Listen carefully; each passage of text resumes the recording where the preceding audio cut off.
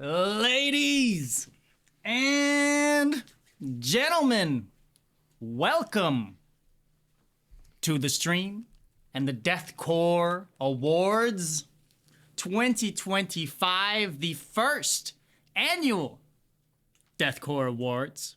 We are here. Welcome to the stream, guys. How is everybody doing? We got a crazy amount of people in here right now. It's kind of surreal. Yeah, my ADHD is already through the roof.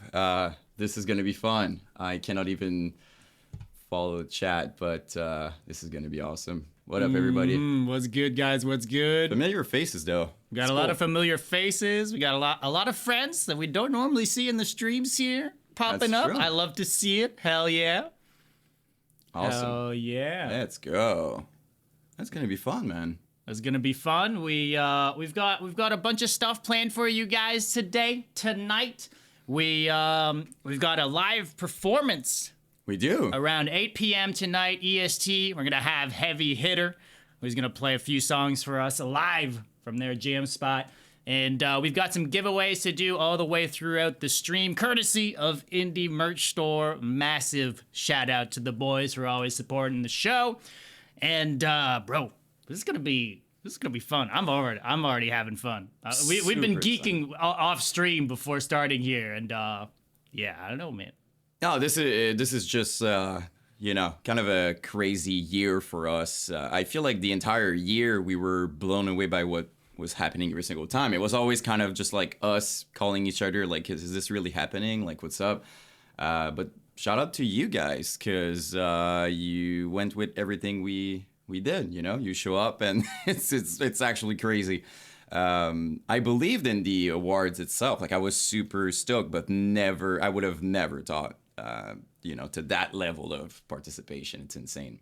I mean, I gotta pull it up to get the exact number, but you are correct in saying that it went completely bonkers, completely crazy. Where's my for context, people, we've got like 3 screens around us right now. It's kind of all over the place, kind of confusing. But let me pull up on our end here the actual polling, the final count for the poll. 6,334 votes on the first ever Deathcore Awards. Considering our size, considering what we do, considering how we feel like we're only getting started in this thing, 6,000 plus votes is kind of unfathomable. It's kind of fucking crazy, if I'm being real. Yeah, and if I recall, first day over 2,000 votes, something like that. I was just like, what is, like, it wasn't even announced, I think. Like, Yeah. So we didn't even post it about it. So that's it's pretty crazy and very, not to get to sappy. I don't know. Maybe I'm gonna cry tonight. Who knows? But hopefully not. But no, to see how genuinely giving credit to the bands that we love, and to see that it meant something for a lot of people was awesome. So that's Cooper's asking votes or voters. That's the same thing. It was 6,334 individual voters all giving in their vote. Also, not to spoil anything, but it was. I wouldn't say like a little surprising to us, but it was cool to see how it went. I'm speaking for myself, but I was like, when we received the vote, I thought it was interesting in the result. I know I'm just teasing here, but it's super cool. So I mean, it's the right time to do it. If there's a time to do that, it's right now. So. This is real. I mean, for a bit of context, ladies and gentlemen, for anyone who's new to what we do here in terms of the Brutality Podcast, let's just say our particular niche is MySpace Deathcore, the revival, MySpace revival, all that sort of stuff. So and that's our audience as well, for the most part. It is, right? Which also is akin to just deathcore enjoyers in general. But it still meant that we were still kind of expecting more of the revival stuff to maybe. I don't know how to put it. I would maybe say take over. Yeah, to take over a little bit more. But given the gracious aid of all the bands that were kind enough to share our stuff around and to get this to be wider than what just our audience is. Yes. You know, this reached a lot further than our typical audience, and it made for some very, very interesting results, some very close results, might I add. Oh, in a lot of these cases. Yeah. And I just can't wait to go through it with all you and do this thing. And as you said, like I want to shout out all the bands, you know, like most without naming the bands obviously, but like most of you guys shared everything that you know, I wasn't expecting anyone, you know, all the bands to like share and participate that much. So that's insane, because at the end of the day, I mean, we're just, not to be hard on ourselves, but we're like two guys. We're just two dudes, man. We're just two deathcore dudes, man.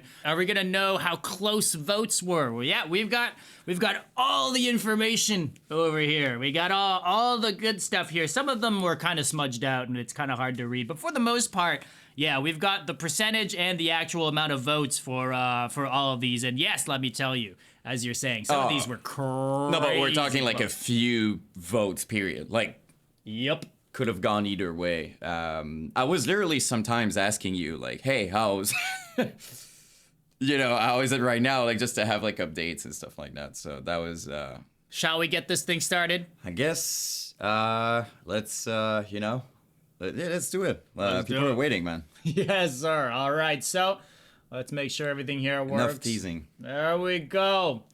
Now, we had to get the shameless plug out of the way. Yes. off the bat. Look, we weren't gonna do this category last. I mean, let's be real here. We were trying to figure out in what order to do some of these categories. We already talked about it for quite some time. We're like, look, this one has to go first. We just got to get this one out of the way. Yes. All right. But this was obviously just for us the little fun one we added at the end of this polling here. So, Brutality Podcast episode of the year. What can we say about this? This was pretty split outside of the top two. But at number 3 was Abe Kirkpatrick of Mauled.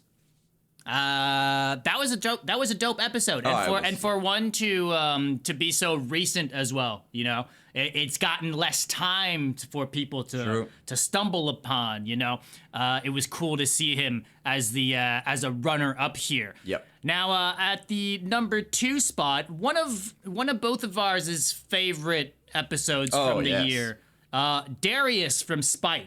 That was an incredible episode. Yes. Dude is fucking, I don't know. That was just one of the, we've had a few of these throughout the year, but just someone who's very real. Yeah, like as real as it gets. I mean, funny too, like the whole time, you know, we often say that, but truly like just hanging out and talking about real stuff. It was insane. Just a chill dude. A chill dude. Yeah. Now, the number 1 spot. I mean, we'll talk about it once it's revealed. Yes, but so the way we're gonna do this here, I'm gonna say something to the tune of the Brutality Podcast episode of the year winner is, and then we're gonna play you guys a little video. Because that's way cooler, and plus, since I mispronounce everything, it's a bit less pressure on me. It is a cop-out, kind of. Yan doesn't have to say any of the winners' names. Ruin a lot of those names. So it's way better this way. Like, I feel better just right now talking about it. It's great. I think we could have gotten a couple clips out of this, you know. But look, that's something we had to sacrifice. True, but I think. I mispronounce enough. We don't need this as an excuse to mispronounce more shit. I think so. So yeah, Yan doesn't have to talk. You see, I could just stand here. I could just. No. Yan is doing one of every two. We're making this a back and forth. Rest assured, I'm gonna mispronounce stuff. That's with the Brutality Podcast. That is a guarantee. Yes. Absolutely. All right. So, ladies and gentlemen, the Brutality Podcast episode of the year goes to Alex Kohler, our boy. I mean, dude. I don't know what to not say about this episode. This, I think, was one of those moments where we were like, ain't no way we're going to talk to someone like Alex Kohler on the show. The interviews with people like him are kind of like the reason why we started doing the show in the first place, right? 1000%. I'm pretty sure, if I recall, it's one of the first persons I mentioned. When we talked, I was just like, we're doing, Alex Kohler. Because first of all, for those, we have a lot of new people around here. Their first EP, I'm pretty sure I mentioned it. If it's not every day, it's like every 2 days, maybe every 3 days. So, I'm obsessed. And Alex, as a person, he was extremely influential. And even to me, was one of my introduction in deathcore. And to have him not only be super chill with us, right, and giving us a lot. He was also very honest about, when he went through and stuff like that. So for both of us, it turned out to be just this incredible connection in terms of like vibes and stories and stuff. Still today, I think it was earlier in the year, but one of the best we've done, if not the best. So yes, sir. So congratulations, Alex. Yes. That is your Brutality Podcast episode of the year. Now look, moving forward, there is no more selfless, shameless plug. Is it? Of No, I our don't own. think. It's all deathcore, baby, from here on out. No poser stuff anymore. I'm giving this one to you. I think we can switch over to the next category right here, which is Oh, yeah. The Deathcore music video of the year, which we thought was very important, by the way. Like, it's a cool, first of all, we've got over the years some classics and some very repetitive concepts in deathcore and metalcore. That's a thing. We do love a good warehouse video with the LED strips in the back, do we not? Some people running in the woods and in despair. So that's, and it's completely fine, but it's not super easy to stand out in a video and be original. And sure enough, all the contenders were in my opinion. So should I do the top before I mispronounce anything else? I'm just going to start with that. So third, and it was, I gotta say, it was pretty close around 2 and 3, but yeah. So in third place, Mold, From Life to Lifeless, which is something I'm a lot of those plays, by the way, on YouTube, just to make that very, very clear. Awesome video. In second position, we've got Angel Maker with This Used to Be Heaven. Awesome. A truly original video. It is. It's got none of them playing. It's just a story. It's super cinematic. Very rare. This is quite in deathcore specifically, yeah. So that was pretty cool. And are you ready, Dub? What do we got for the first place? So the winner of Deathcore Music Video of the Year is... I mean, come on, that video is pretty fucking insane, is it not? I mean, especially I think for like a deathcore video, dude. It's like, it is, I think, I don't know, it's just brutal as shit, right? And the production too is just like, what is happening? I think Lorna did a cool thing this year with their music videos in general. They had Oblivion, which was way more of a story-based, super cinematic music video. This one was way more just, let's make this brutal and crazy to look at. They had the Unbreakable, that was more of a live performance type video. And then they had the super emotional video coming out of Glenwood. True. Like, I think all the music videos as a whole that Lorna put out this year kind of had like its own different thing. But this one, for me, for the lover of all things brutal, much appreciated. Well, you do have a good point, like all those videos, and you mentioned Unbreakable. It was another way. I think it was to show maybe the connection they have with their audience and stuff. It was also wholesome in another way. I found. So, yeah, every single thing they did this year, they killed it. This year entirely. We gotta get, and this is ridiculously heavy as well. Every time you play, that breakdown, I was like, oh, Jesus Christ, kind of crazy. Yeah, we always talk about it on here how we really like a good MySpace sounding a bit more simple breakdown. But you listen to this and it's hard to deny. I cannot deny it. I have to This is tough as shit.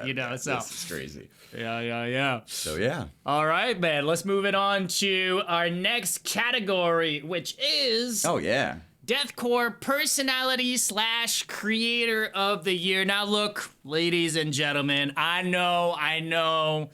X the Yan exists in this world, and the Brutality Podcast exists in this world as well. But when we were asking people for suggestions, that's not what we were looking for. We wanted other people, right? We couldn't nominate ourselves in this category. I mean, come on, that would be rather lame. Still very wholesome, but it was so funny.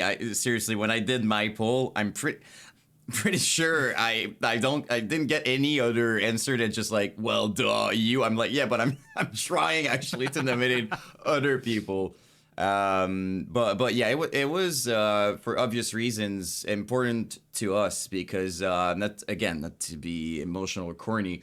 Anyway, it's my thing, so I'm just gonna do it. But it is important to have sure, the music matters a lot, but to have creators like that when you wake up and you go on your phone, there's these people who took their time to actually entertain you just for fun, just for the love of the scene. Oh, trust me, for most of us, this is just for fun. Well, quite literally. Yeah. Yeah, that's kind of how it goes. So it was. It's just like a no-brainer. We had to do it, and I want to also kind of specify that in the realm of deathcore, while there are some creators, of course, it wasn't hard to fill this list out, but I do feel like there's space for so much more. I implore more people to do some more interviews, any sort of content around this stuff, because I don't know, man. Look, we're seeing some amount of success from doing this thing, and it's been the most fun we've been able to have to still be connected to the deathcore world in some way. So all that to say, this one was kind of a battle between two people. True. That completely blew out everyone else in this category. This was a battle of the titans. Yes. For this one. In third place, with 10% of the votes, we have Pig Squeal Mother Nature. Now, this is an account that I absolutely adore. Oh, personally. yeah. A goated fucking content. It is therapeutic, and I'm not kidding when I say that. Mm-hmm. It really is. It really is. So there's that. But the top two here, this one, I gotta say, this one, it almost breaks my heart, Yan. Oh, I'm gonna say it. It breaks my heart. I'm happy for the first one, but at the same time, this is our thing, and obviously we're trying to be as objective as we can. But for this, I was rooting. I was rooting for the underdog here. But look, okay, so the last one was 10%. Now the last two, I'll say it right now, were 30 and 38%. Of the votes. So that's 68 of the total percent of the total votes were between these two people. So coming in at second with 30% of the votes, 1,906 votes, might I add. That's a crazy amount of people when you think about this. Deathcore Peter Griffin. I know he's in chat here. We love you, Deathcore Peter Griffin. Much love. You're the fucking GOAT. Rooting for you, my guy, but still. Look, if the people had to guess, I'm sure they could guess. The winner of the Deathcore Personality / Creator of the Year goes to Garza Podcast. I mean, look, I can't be too mad. We do adore Garza. Let's be real. Congrats, congrats. Garza is he's the man. It's nothing against Garza at all. And to be fair, he has a killer year as well. Like, Crazy year for Garza. Absolutely. right. And what a big milestone for him, because he got the Brutality Podcast as a guest. Crazy, right? I mean, that's just about as big as it gets. I think that was the game changer for Garza. I'm pretty sure he would agree to that. No, but that us being on his podcast is what made him win this award. I think that's what happened. It's because we were. No, but seriously, Garza was it's amazing to see how hard he worked and where he is at the moment, and it's just been exponential ever since. So incredible experience, meeting him as well. What an amazing person. The person you see, guys, on camera, he's the same, maybe even more wholesome in real life. So we're just grateful to have Garza in the scene, right? Absolutely. And yeah, we got to say, like, we did go over to see Garza and to do the Garza podcast, and that was him asking us to do it because he knew we were in LA, which is kind of surreal. I couldn't believe it. We couldn't believe it, and then actually being there and doing it, it was a very surreal moment for us to be a part of it. So nothing but love for Chris. Chris Garza is the man, and that's your Deathcore personality / creator of the year. Boom. For some more. What are we going on here? We're switching over to. Oh, this is a big one. Ooh, now we're talking, ladies and gentlemen.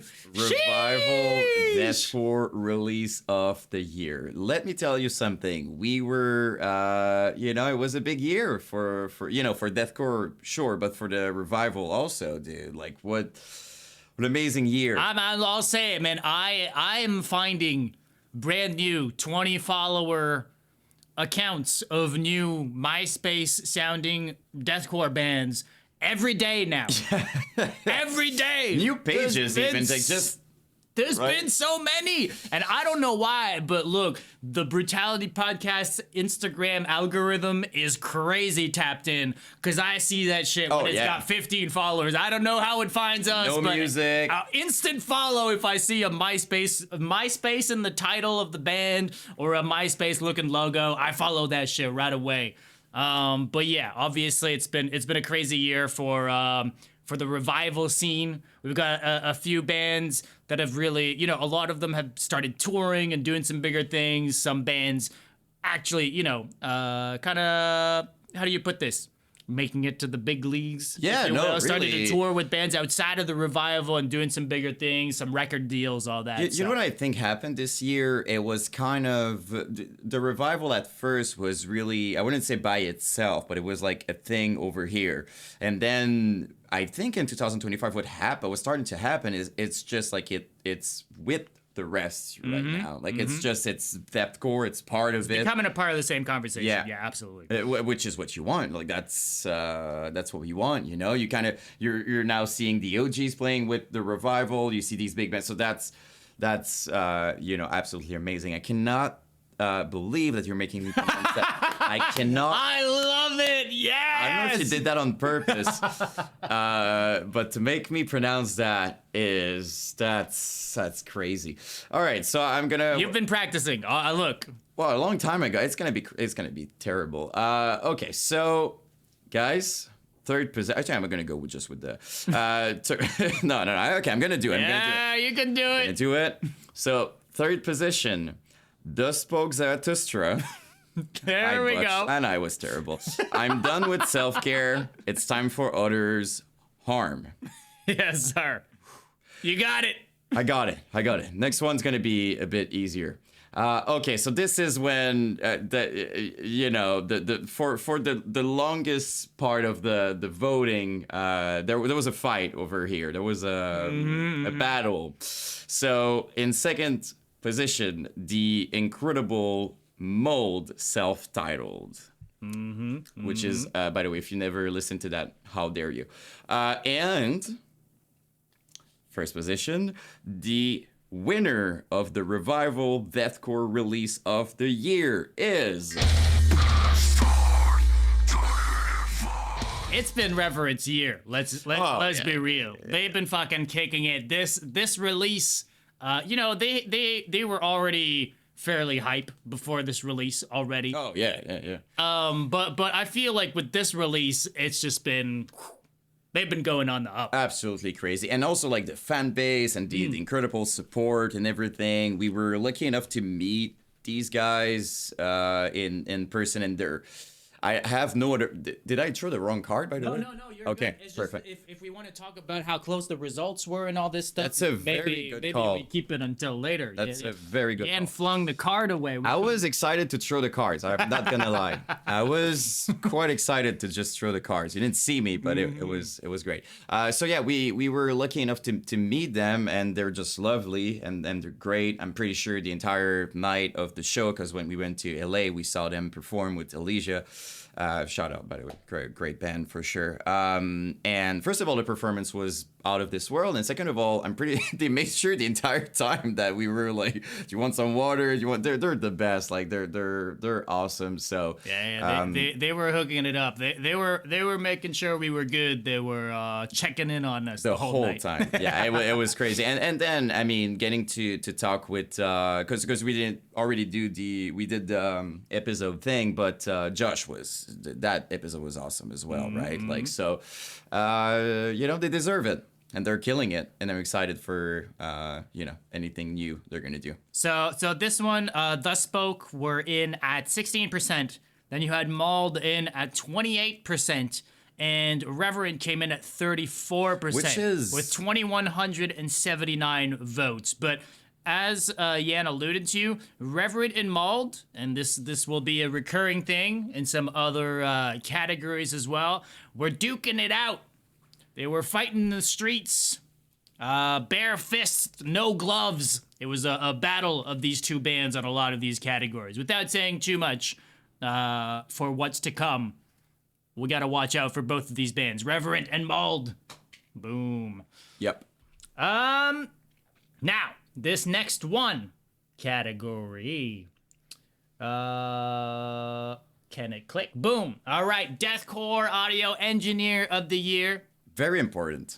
Yes, but this so the term itself, look, audio engineer as a broader term for a mixing engineer, a producer, mastering engineer, just anyone that's got to do with the craft of recording audio and putting it out there. And it's been no secret that in the revival scene specifically, we've got some people within the scene that, they know how to do the good, how do I put this? The shitty sounding raw quality, but it still sounds good. Yeah, which is usually my rule of thumb. If it sounds like if it was made in 2006, 7, 8, I'm in, right? That's kind of how it works, but in a good way, because like it's hard to explain, and we talk about that quite a lot. But it's the sweet spot. It's like, yes, it's back in those days with some touches from like what we've got now, and it's a difficult place to be in, to create and I mean, we've got some really extremely how can I put it, savant, like great people in the scene to do that. So yes, sir. That being said, this was kind of an upset, I think. Oh, it is. Personally, for me, it is. So maybe you guys can see where I'm going with this. I'm taking this one personal. We're taking this one personal, and this is all on the people that voted, not on us, by the way. Oh yeah, because I want to make a point, by the way.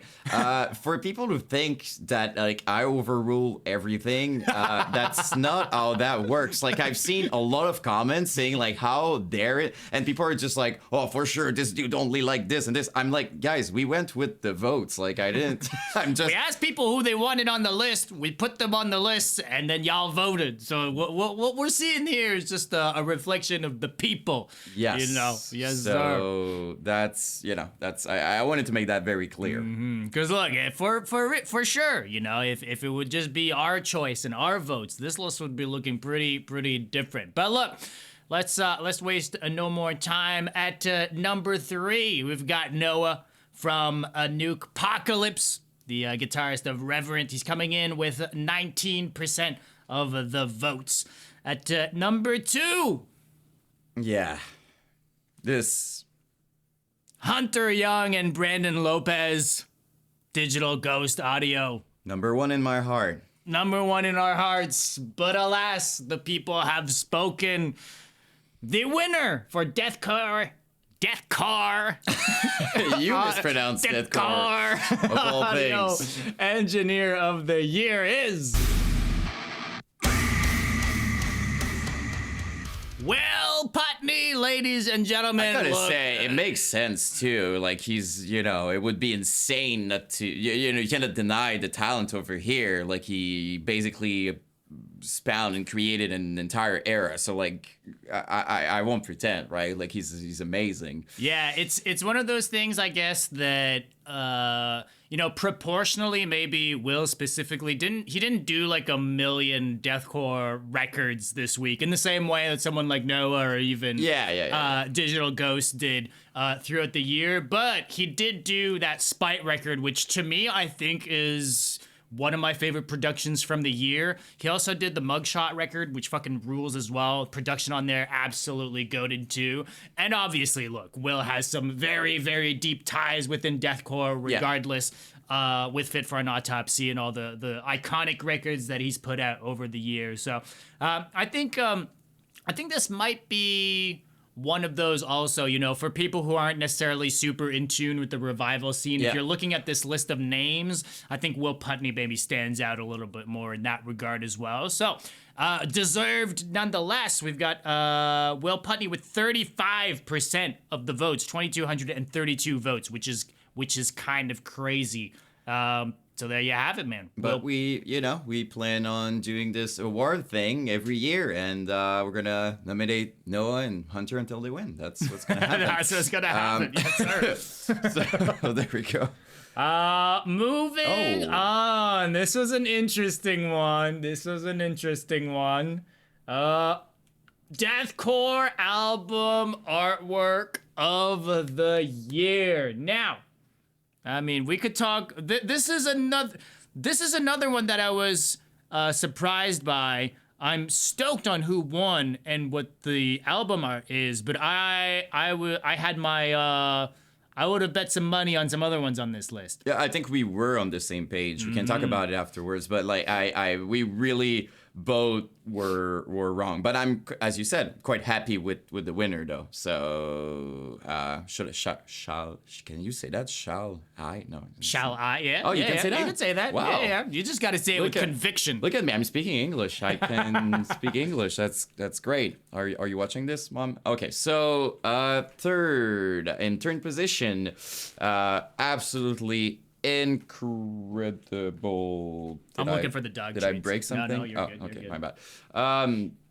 So yeah, third position, incredible artwork. We've got Despice Icon Shadow Work, right? Absolutely insane.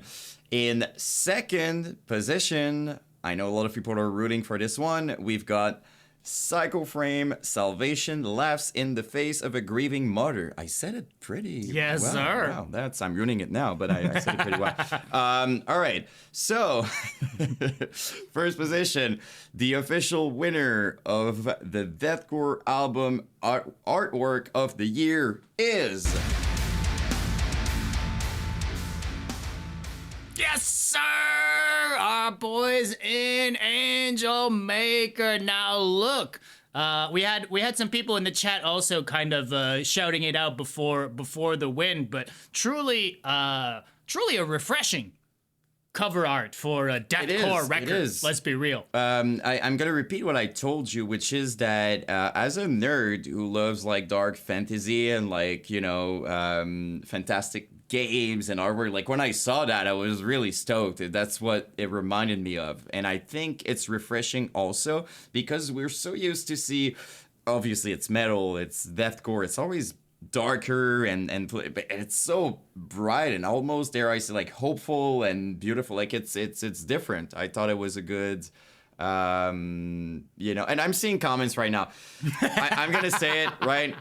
We both seriously, and again, we're stoked for Angel Maker. It's a great one. But I was for sure thinking this Spice Icon would no win. contest. I thought this Spice Icon Shadow Work would. In my honest opinion, it's one of the best artworks for like the past years. Like, you know, it's crazy. But again, it's always subjective, right? Like, it's a cliche, but art is subjective. Is it a good time to throw it now? Now you can throw it, absolutely, my man. Boom.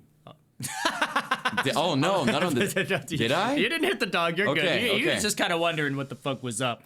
But yes, sir. So there you have it. Deathcore album artwork of the year. Moving on. Boom. Deathcore band comeback of the year. So this one's interesting because a lot of bands have come back in recent years. Some better than others. Yeah. Oh, that's. It's been a very wide-ranging in terms of the quality of some of the comebacks. Worst comeback. Yes, maybe we get a few negative categories in here for next year. Look, we're taking ideas moving forward. But yeah, we wanted to consider a bunch of things. Obviously, some bands coming back meant different things.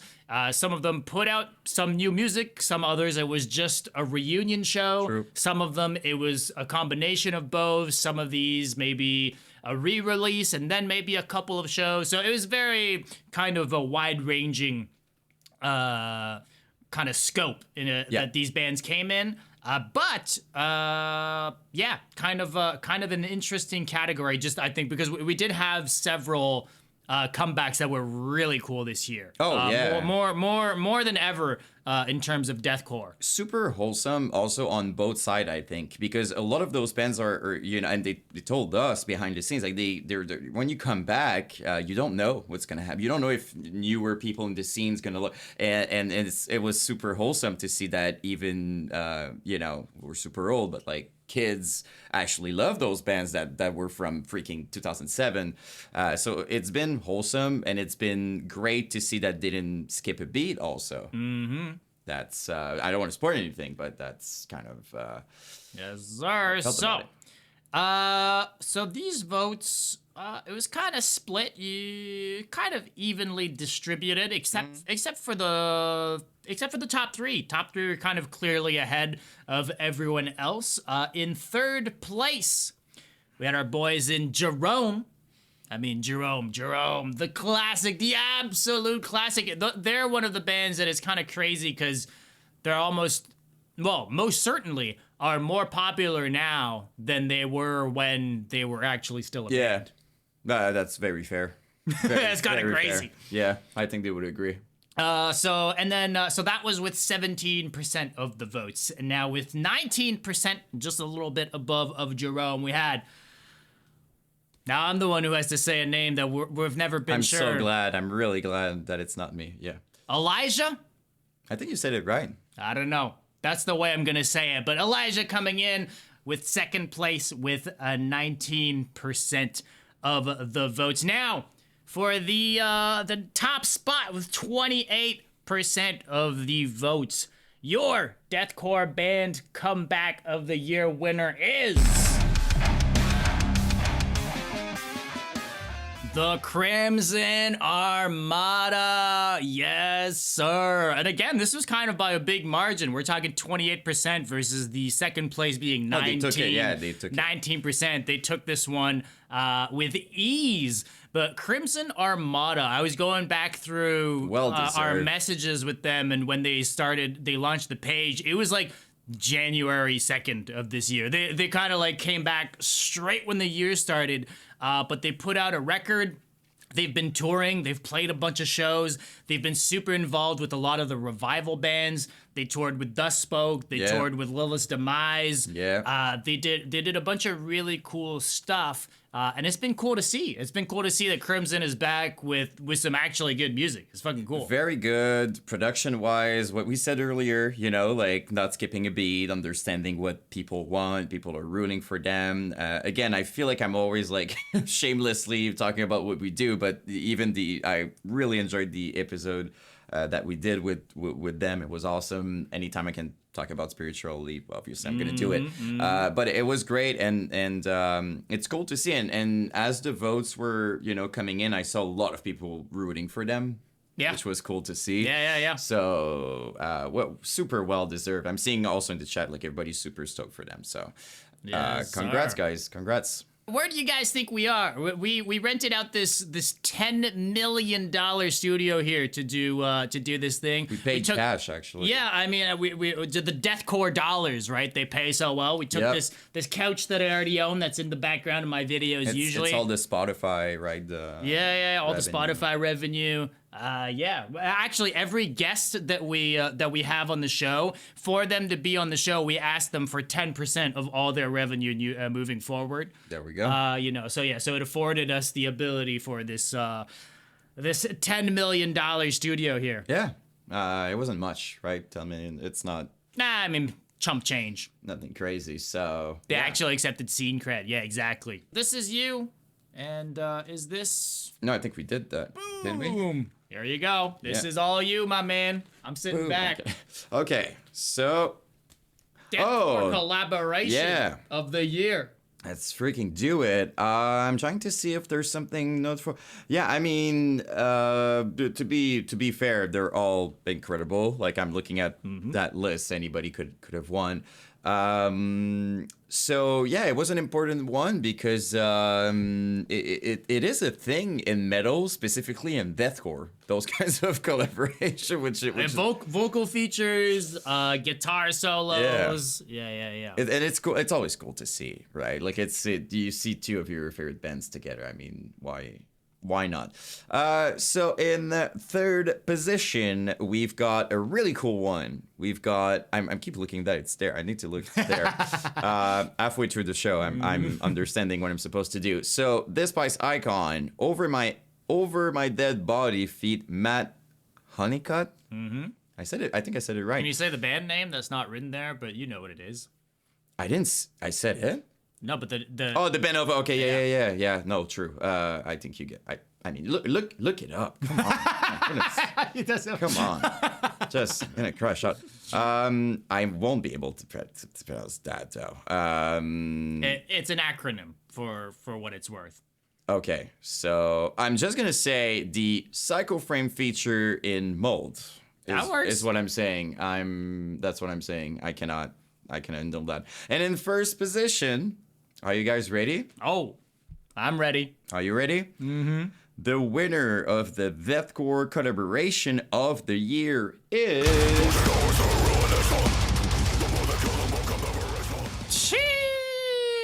Sheesh. I mean, come on. kind of a cool moment, I think, probably too for Ben to have Corpse Grinder on a track of his, right? Cannot even imagine. That's well, it was an amazing moment for Ben and probably a very difficult moment for a lot of people in death metal. But that no, but for real, it's awesome to see, and I think it's testament to the Shadow of Intent and where they are also in terms of reaching people and being at a certain level. Corpse Grinder, I mean, he's one of the biggest legends. So and this was actually really good as well. Like I mean, the feature is actually really cool. I think I don't have anything else really to say except maybe like the Over My Dead Body was that was so sick. It was the first single they released. Yeah, right? it was. And, yeah. Yeah, that was pretty insane. And do I need to explain why a Psycho Frame feature goes hard with Mold? Do I? I don't think I need to. I'm throwing this out. You're throwing it out, my man. Boom. Next category. Ladies and gentlemen, what do we got here? Fully agree. Hard agree. Corpse Grinder is a big flex. That's. Oh yeah, absolutely, for sure. New Deathcore Band of the Year. Now, ladies and gentlemen, this is a pretty big one, right? Because I think, It is. as we alluded to earlier, just in the revival scene, there have been so many newcomers to the scene, so many new bands that were debuted in 2025. But then if we're talking just deathcore as a whole, so many new bands have come out this year. So it's been cool. Some have stood out more than others. In this particular case, my God, this was I don't want to say a blowout because I guess the top three had a good amount of votes, but this is one of the categories that number one had, a very high percentage compared to the rest. So, which I'm quite happy with. But we'll see. Yes, sir. All right. So, coming in at number 3, one of my personal favorites bands that have come out this year. We've got Coma Witch. I think Coma Witch is a very, very refreshing take on, I don't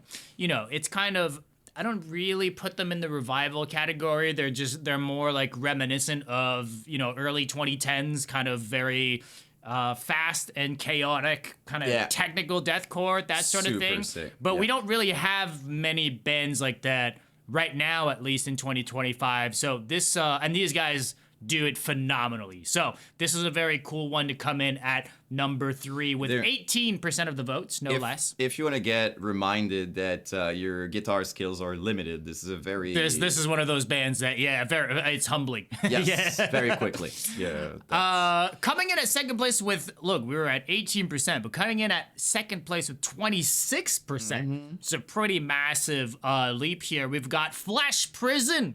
Got our boys.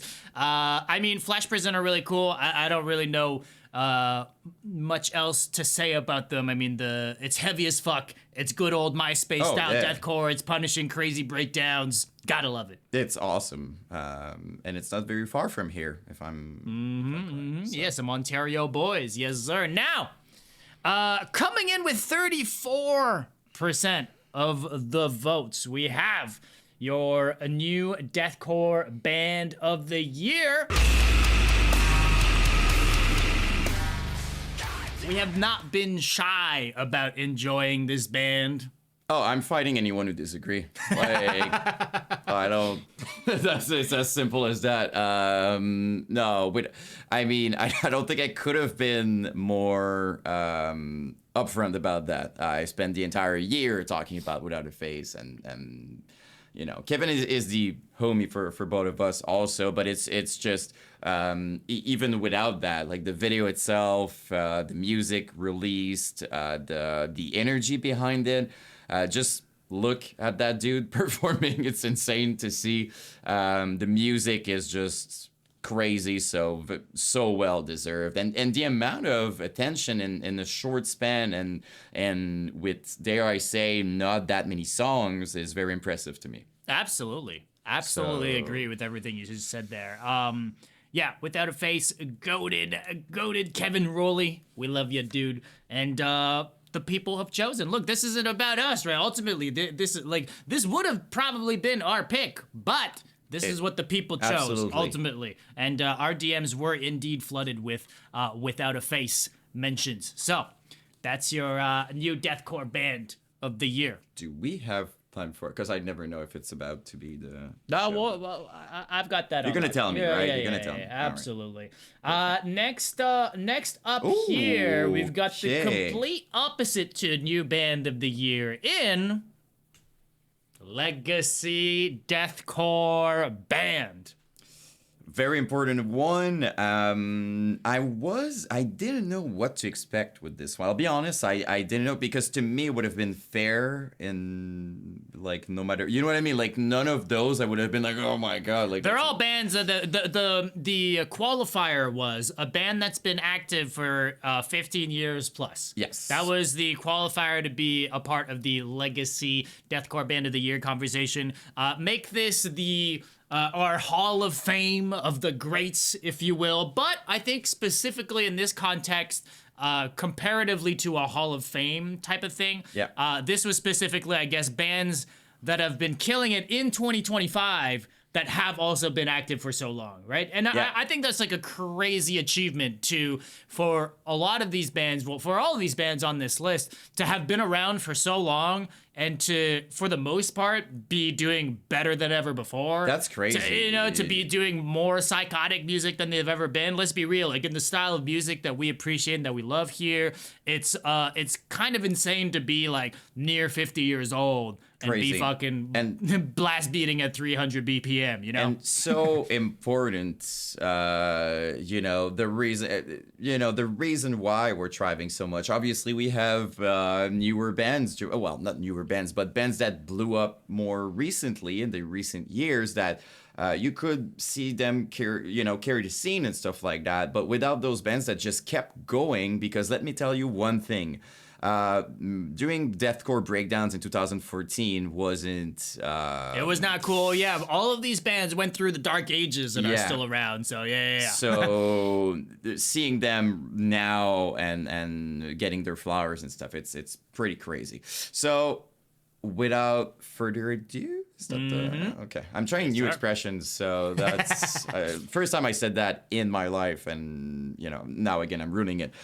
So. Third position for the Legacy Deathcore Band of the Year is the GOATs, Despise Icon. Which do I really need to explain?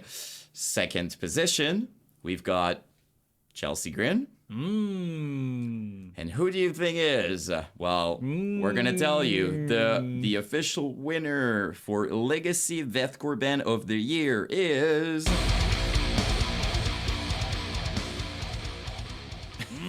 Whitechapel. Yes, sir. Without getting too ahead of ourselves, this is the first one on the board for Whitechapel on this list. It's been a crazy year for Whitechapel. We'll talk more about them in some other specific awards, I'm sure. But you were pointing out to me some of the discrepancies between the voting on this one. I mean, explain to the people the gap here. Whitechapel took it by far. Just for context, Whitechapel has more a bigger percentage of vote than the other. Then second and third place combined. Yeah, there we go. Have less votes than Whitechapel themselves, which is fucking crazy. Coming in with 44% of the votes for Whitechapel. I think literally that is our highest percentage on this whole thing. I think it is, and again, I think it would be fair to say in the past years their album was probably the most awaited. People, everybody was just talking about Whitechapel and stuff like that. You know what I mean? It was such a big important year. You would even see there I don't know bigger channels and people talking about and people getting interested in the band. I didn't know at all, with all due respect, what they were doing back then. So it's their year, right? So I completely understand. And look, a lot of people are saying one of two things: Chelsea Grin has no original members, yada yada. I get it, but look, that's what the people were voting. That's what the people were choosing. And for Despised Icon, I mean, look, there are GOATs for sure. Y'all already know how much we fucking love Despised Icon. Sure. They're from across the pond from us right here.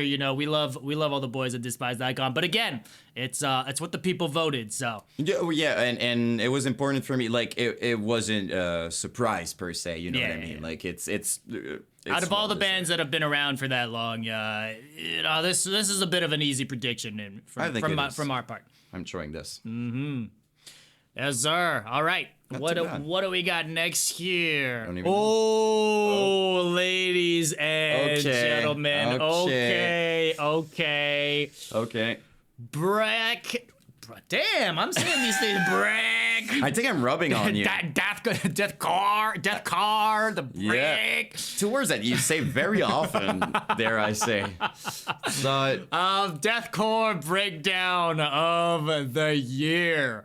Now this, look, while it's no Deathcore Band of the Year, it's not Song of the Year, Album of the Year, I think Deathcore Breakdown is still one of those top categories. It is. I think it is. I mean, let's be honest. Anyone, by the way, who was around during the MySpace era in those times, how many bands did we find across top 10 breakdowns and stuff like that? Breakdowns is you know, if you say you love deathcore, you're basically saying you love breakdowns. It's obviously a big part of it. So absolutely, and it's always kind of been a battle of, you know, who has the craziest breakdown, True. who's got the slowest breakdown, who's got the craziest call out. That's a tale as old as time, right? Yep.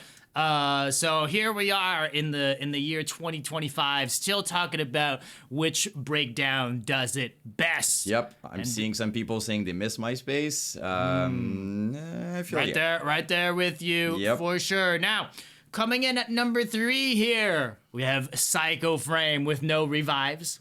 I mean, the instant classic out of the Psycho Frame. Yeah. You know, oh yeah.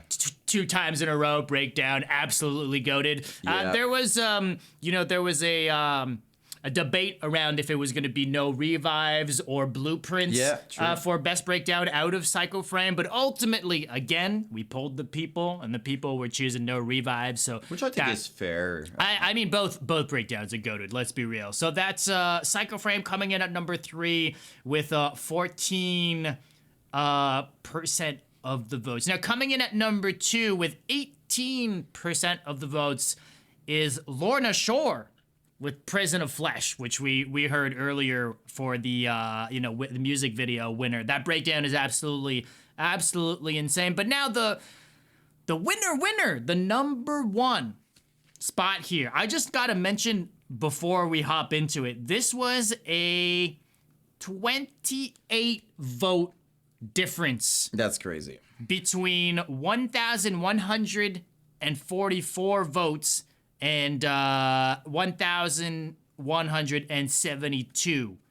Well, add 10 to what I said, but whatever. You guys get the point. This is a crazy close matchup between first place and second place. So, without further ado, the Deathcore breakdown of the year goes to... So, right? I'm gonna say I understand, but I was in, and it's all subjective, right? Nothing against it, I thought in my mind that it was kind of a no-brainer for Psycho on that one, but and I think I told you, and then you said you're gonna be surprised, right? I think this is the one, but again, I get it. I mean, I cannot say, oh, it's not heavy or it's not good. Like it's a good breakdown and everything, but the Psycho Frame, I really thought would take. Well, it. look, we're gonna keep talking about this. I think obviously Whitechapel, in terms of deathcore, this is their year. You know, we said it earlier, we'll say it again. Whitechapel, I think, has been kind of between them and Lorna Shore, have kind of been the two very clear frontrunners in terms of most popular deathcore bands that have been popping off with both with new records this year, all of that. In the grand scheme of things, in the larger deathcore conversation, obviously. So, but yeah, I was kind of just surprised there's like 30 votes between those top two. Again, like I said, Lorna Shore and Whitechapel, those were the two. Which is, I mean, I get it. and well-deserved, Whitechapel. I mean, again, it is heavy, and tons of people were talking about. I remember like when they dropped it, it made a big thing. So I get it. Yes, sir. All right, so that is your deathcore breakdown of the year. Here is the cards again. Oh, what do we got here? Oh, I mean, we're saying oh shit, but all of these categories moving forward are some nice ones. All right. So next up, we've got Revival Deathcore Song of the Year. Yeah, that's crazy. I'm right now looking at all the songs, and again, that year was absolutely crazy. All right, so Revival Deathcore Song, people, are you ready for this? In third position, we've got our boys in Peacemaker, Cutthroat Cameo. Cameo, yeah. I say it as I'm trying. No, look, that's why I'm here. Yeah, I'm trying. Okay, I'm really trying. All right, and then second position, we've got Mold from Life to Lifeless. And are you ready for this? The official winner of the Revival Deathcore Song of the Year is... This is another band that Yan and I have been we have not been shy to scream from the rooftops. Reverent, as we said earlier, they've had a very big year. The album they put out, the EP, is absolutely incredible. This song, Been There, Mutilated That, is to me, I think, my favorite song on the record, but objectively, I think is their biggest song. When it comes to other people as well. Yeah, 1,000%. I remember, like I told you many times when it was just out. I think they started with. I think this one was the single they put out first. I think. Yeah. And I told you, dude, it's on repeat in my car, literally, like every single day. Like I was tripping, like that song is just crazy. So, well. I mean, deserved. Look, we've got Hunter Young and Chasing, Psycho Frame, Love, Reverent. They just got off a tour with them, so yes, absolutely. Shout out Hunter. Shout out Hunter. Cool to see you in here. Jerome deserved to be at least top 3. I mean, Jerome they're a MySpace band. So for the revival stuff, we weren't considering bands that were already from the MySpace era. These are new bands from the current gen. But we love that Jerome EP for sure. People are saying, I bet Jan drives a Lambo. Can I remind you that I'm making videos on YouTube about Deathcore, just so we're just so we're yeah, but he started doing a little bit more metalcore content. I see how it is. I'm making. I found the loophole. I'm making videos about scene bands. Yeah. The metalcore dollars. Yes, sir. And let me tell you, it's doing better since. But in all seriousness, even a Lambo. I'm too corny for a Lambo. I would have like, you know what I mean? Like, what I would have? I would have like a Civic probably, which is much less expensive. So that works out. Yes, sir. So yeah, do you have anything? I think that sums it up pretty much. That sums it up. No, I mean, they came in with a 35% of those votes. Pretty clear win out of the boys. So we're going to move on to our next one here. And Signs to Rise records. Yeah, it's I listen to a lot of Joey Sturgis records in general, so all right. Breakout Deathcore Band of the Year. So this award goes to a band that is not necessarily new, but has gained a massive amount of success, buzz, opportunity, a band that really, kind of exploded throughout the year. We mentioned them a few times. Yes, sir. So, in your top 3, we have at number 3 with 18% of the votes, we have Mold. Yes, sir. And number 2 with 22% of the votes, we have Reverent. Yes, sir. Everything as expected so far. Now, your number 1, the Breakout Deathcore Band of the Year goes to...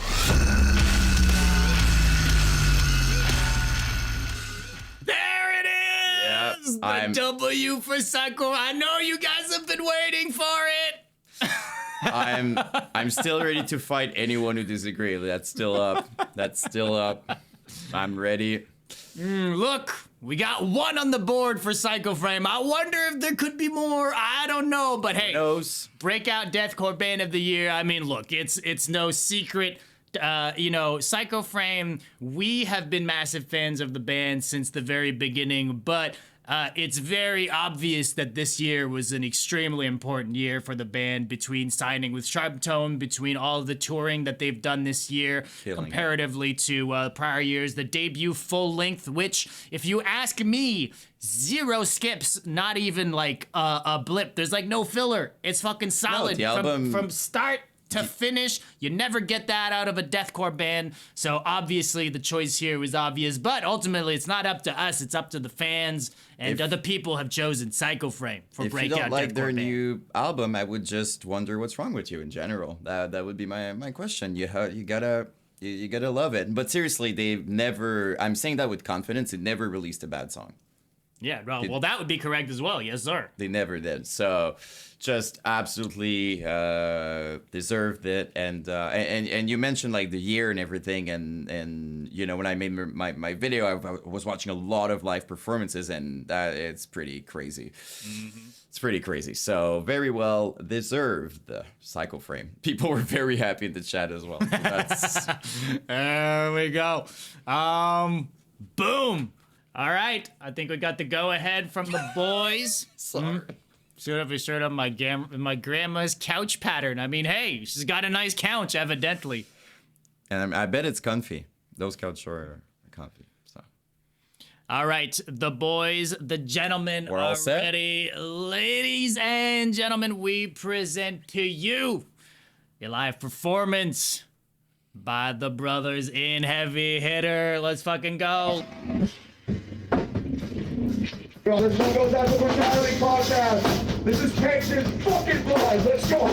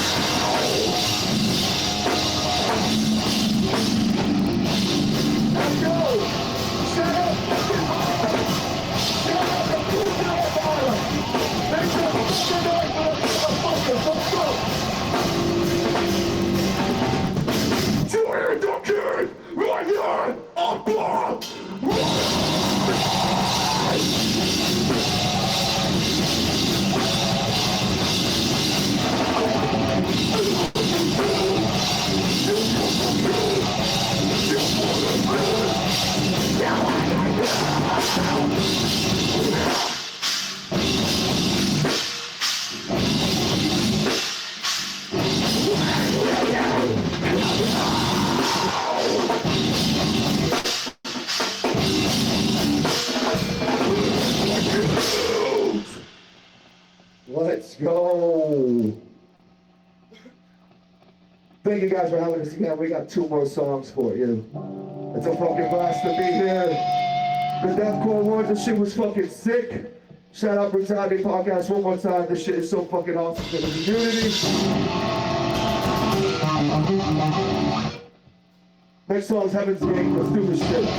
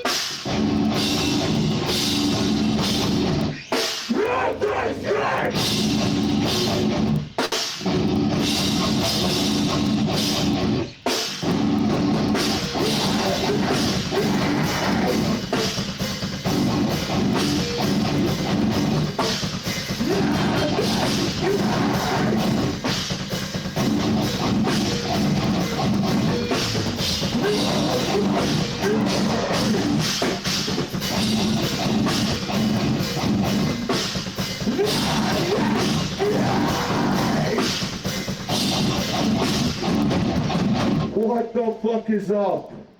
Yo, what is up, chat? Thank you guys again for sticking around. Yo, it's fucking hot down here in Florida. What's it like, 75? 80 degrees?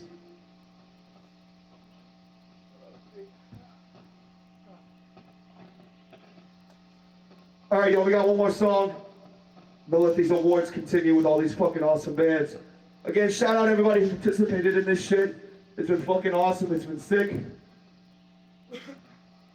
And I think it's a really good thing for the community. We're going on tour, coming up with Burials in the spring. So if you want to come check that shit out with Bolt Cutter Burials Unity TX, it's going to be a fucking badass tour. Last song, Wall of Wax, motherfucker. You know what the fuck is up. Let's go.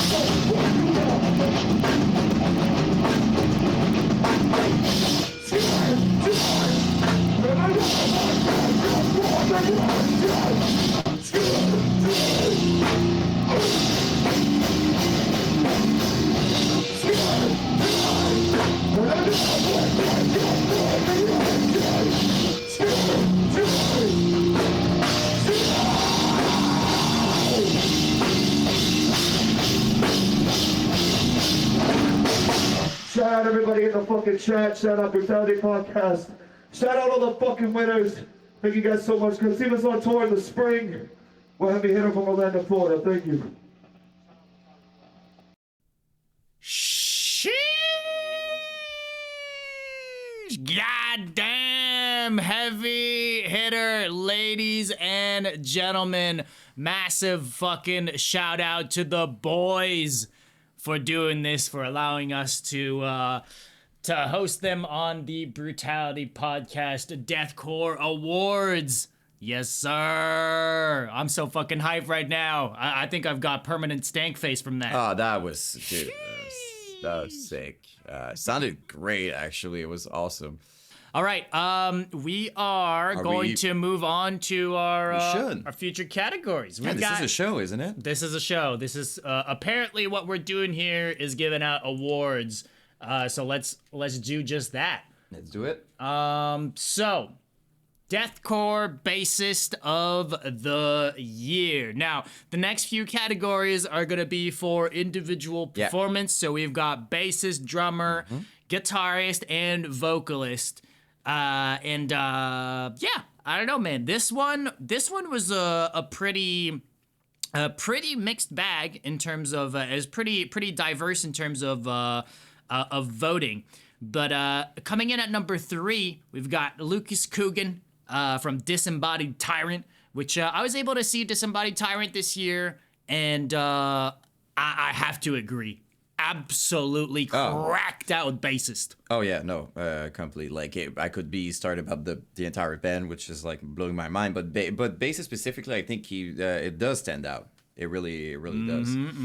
So. So he had 23% of the votes here for 1,466 votes.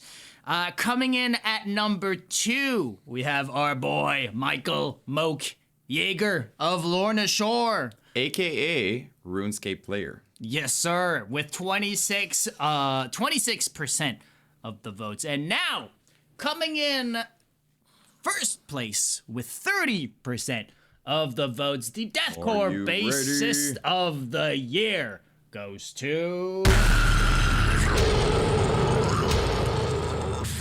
Michael from Signs of the Swarm. Ladies and gentlemen, this is another band. I think I saw them twice this year.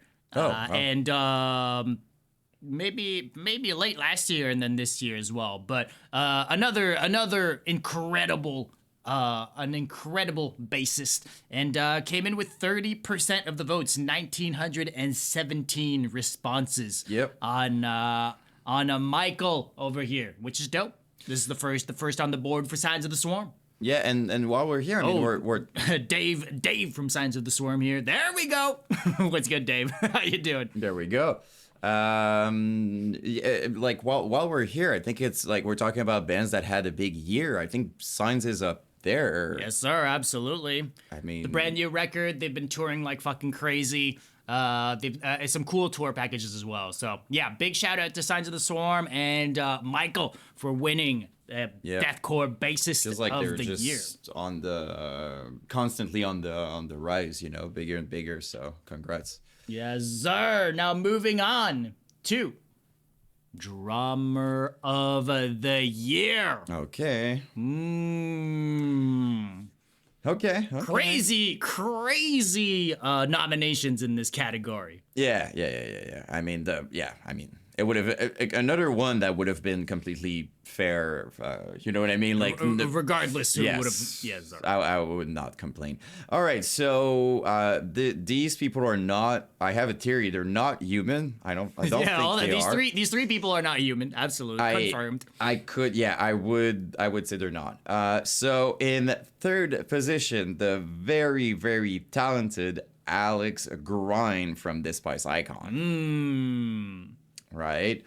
All right. Second position, and I think this is gonna break a few people's heart. A few people are gonna be sad in here, ourselves included. I gotta say close though. I do gotta say, Leo McLean from Psycho Frame, the beloved, and then in first position, the winner of Deathcore Drummer of the Year is Austin Archie, ladies and gentlemen. Look, I mean, again, we've talked about this a few times at this point. Lorna Shore, what an absolute fucking year for these guys. And I think it's it'd be ridiculous to try and dispute Austin Archie's technical ability on the drums, right? I was about to say, like, I do understand that when we do awards like this, it's like you're rooting for your people and I'm the first sometimes to have these kinds of reactions, but keep in mind, like Austin has been, like, I know some people think that he's been there in the recent years, and Lorna Shore, he's been at it since a very long time. Like, anything he wins is extremely well deserved, and it would be insane to deny I mean how incredible he is, plus how influential he is.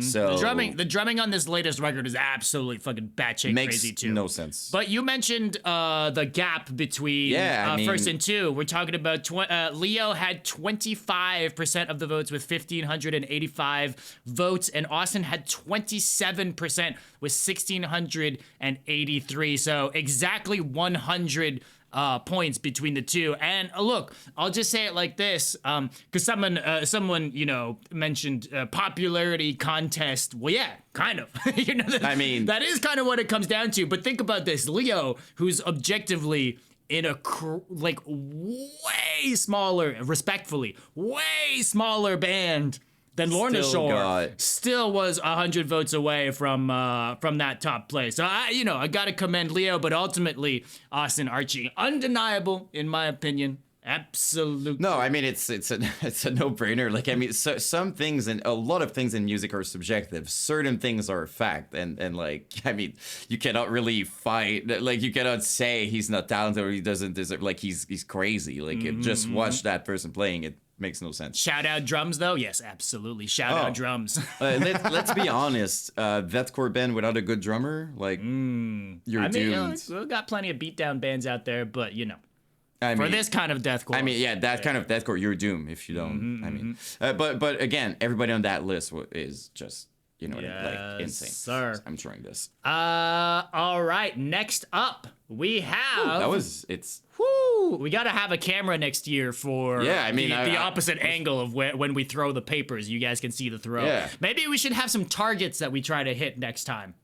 And then the camera for the targets and see how kidding, close but we I hit. would like it. There we go. So some things to think about. I would next like year. it. Like, it's not even. That's yeah. So all right. Yeah, that's fair.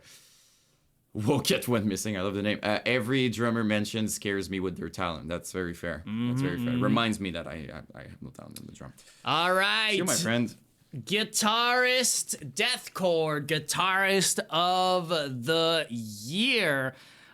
This was a really. I think this is one of the closest categories in terms of how close all the percentages were. So I'm looking at this list right now, and if I list out the 5 percentages, we go from 15% to 15% to 16% to 17% to 17%, and then one of them is 20%. That's crazy, yeah. So it's kind of crazy. It's freakishly close, all of these. So coming in at number 3, we have our boy Matt Perrin of Angel Maker. I mean, look, the solo master. I mean, yeah. He's yeah. Number 2, in a similar fashion. Let's be real. We're gonna be talking about it the same way we just talked about the previous one. We've got Aiden from Psycho Frame coming in at number 2 with 1,130 votes, and your deathcore guitarist of the year. Yes, sir, Adam D'Amico from Lorna Shore. I mean, again, so this was a battle between second and first place between Psycho Frame and Lorna Shore. Once again. But obviously, Psychoframe still holding their own, but ultimately, Adam D'Amico coming in with the win here for Lorna Shore. I love how people think that we vote on everything and it's just our 2 votes. Look. The reality is we did vote.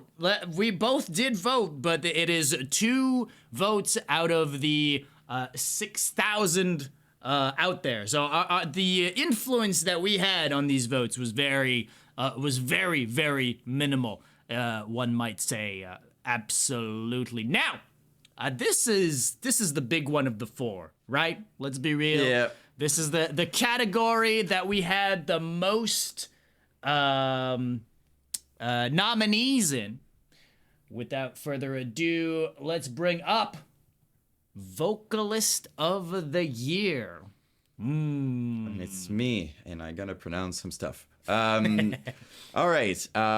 So I wish I could, mention everybody, but like it would take forever. I do gotta say though, I agree with all the people in there are crazy talented. Yeah, it's gonna break some people apart again.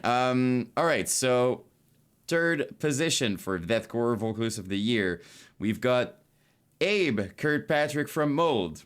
Number 3, baby, 3. Out of 15 vocalists. Sheesh. But just for perspective, people, some people might be, oh no, I didn't win. This is insane that out of like the list of vocalists we had like that, like this is still a win just for context. It's great. Mm-hmm. All right, number 2, we've got Will Ramos. You might know him from Lorna Shore. Speaking of some previous winners from the last couple categories, now that means there's a number 1 that's different. There's a number 1. And Will Ramos. What could it be, ladies and gentlemen? The winner of Deathcore Vocalist of the Year is the boy Philly Bo. I mean, look, this, obviously, again, look, I feel like we're repeating ourselves at this point, but what a crazy year for Whitechapel in general with the new record. I think when it comes to Whitechapel 2 specifically and the new record, we've had our thoughts about what the new record sounds like in the broader concept of deathcore and what they used to sound like and all these things. But I think, objectively speaking, Phil Bozeman himself, what a crazy level up he's had from the previous record to the new one. Yeah. It's been a crazy year for Phil, a vocalist that for so many years was just absolutely considered no contest.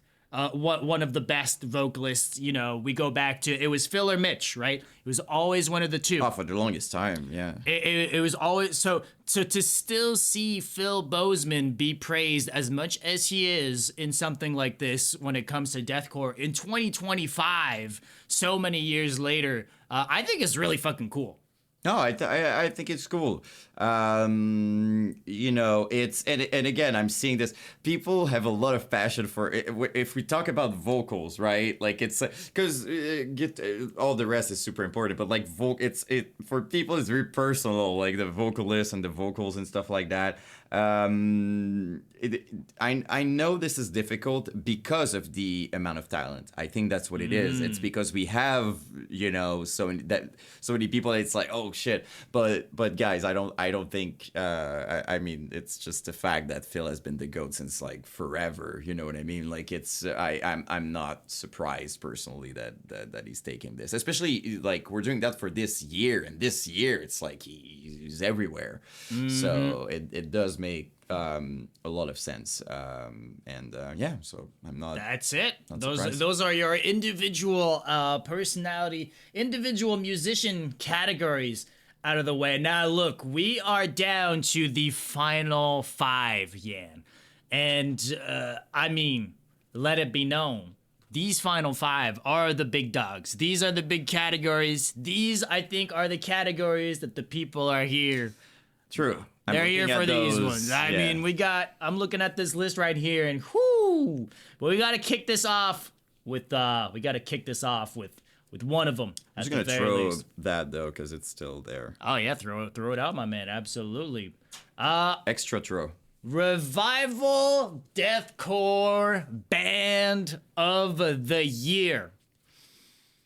Now, again, the MySpace era revival of deathcore band has been a very heartwarming thing to see for us who lived through the MySpace era, and that's like our childhood. That's like our shit, right? That's like the things we grew up on, and it's for some stupid reason. I don't know why, but we really latched on to this specific niche of a genre that's been gone now for 15 plus years. With no hope of it with coming back. Absolutely no hope of it ever coming back.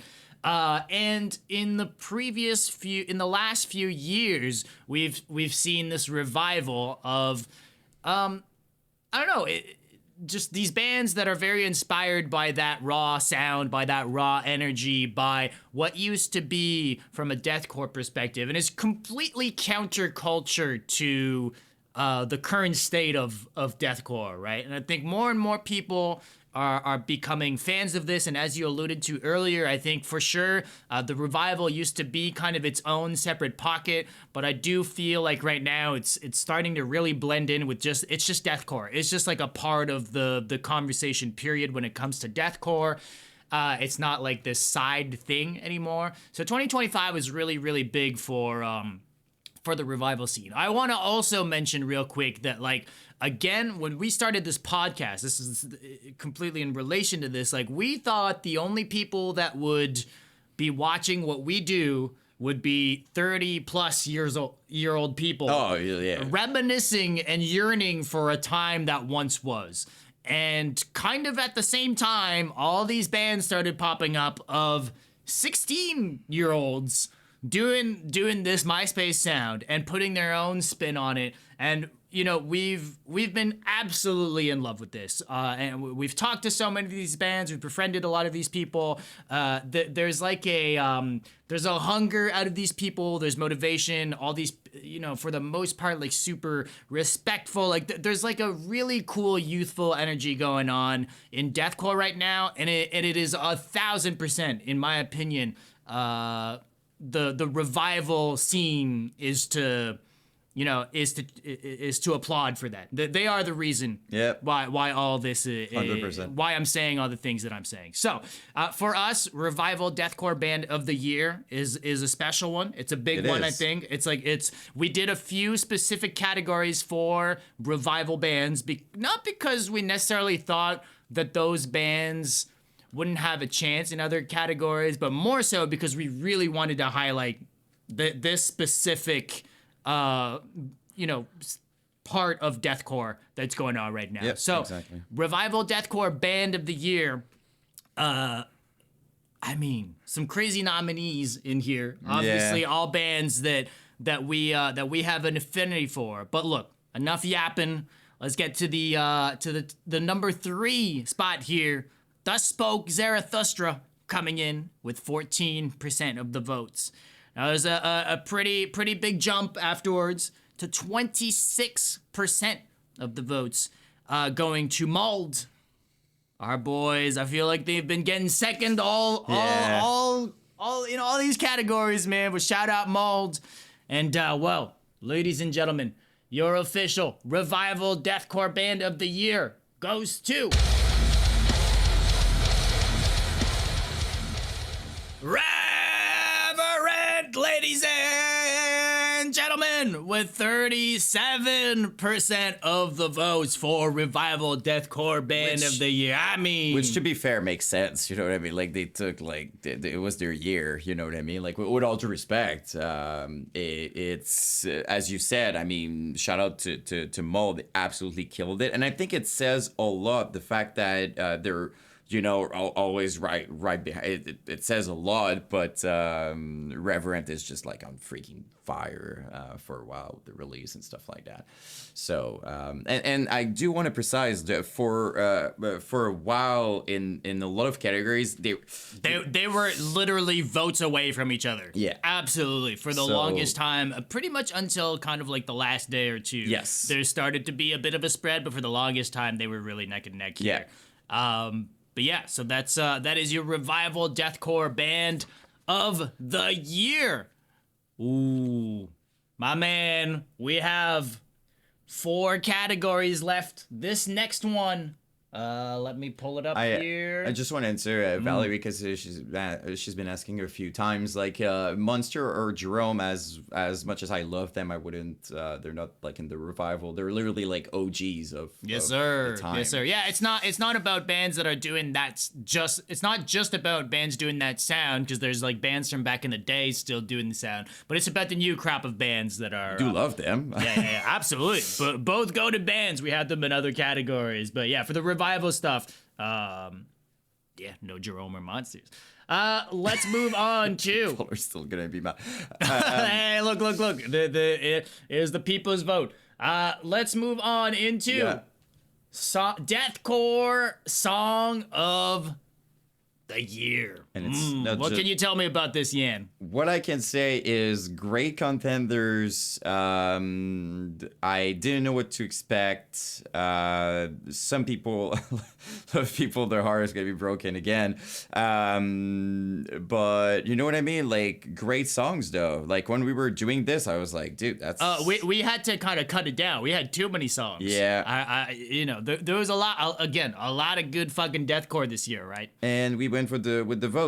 We did polls and you know what, for people watching, because we still have a lot of people watching, if you know what I mean, if you disagree on certain things, like this isn't the last one. Next year we're gonna be back. Put your polls in and give us your opinion. Make videos or something. But in general, this is the concept of awards. We let people speak, and numbers are. Counting for something. All right, so in third position for Deathcore Song of the Year, we've got Psycho Frame, Blueprints for Idol Genocide. I think I pronounced that right. I'm pretty proud. In second position, we've got Lorna Shore, Oblivion. What does that leave us with? Who's taking the first place? Is it going to be surprising or not? It's up to you. So the winner of Deathcore Song of the Year is. Yes, sir. We've got a Visceral Wretch from Whitechapel. Yes, as someone's mentioning in chat, the song itself was released in 2024 at the end of the year, but obviously on the album that came out this year. And again, this is what the people have chosen. But it's safe to say, that specific song kind of is what really started the new wave of Whitechapel, this new era for them. This was the first single they put out from the new record, and it absolutely blew them back into the conversation of being some of the greats. So this song was it for a minute, right? Yeah, no, entirely. I'm not surprised. And you should have seen the amount when we did the polls, right? Like we were just asking, like, which song do you think crazy amount of number as well. Like they were everywhere. So yeah, this whole category was a little bit more split, but we had some very low voting bands, and then the ones at the top kind of all hovered at the same place. Psycho Frame and Lorna Shore both had. The Psycho Frame and Lorna Shore both had 16% of the votes and had 4 votes between the two. 4 votes. 1,007 versus 1,011 for Lorna Shore, which is kind of fucking crazy. But Whitechapel did come in with a whopping 22% to get the top spot here for Deathcore Song of the Year. So that is that. Ladies and gentlemen, next up, we have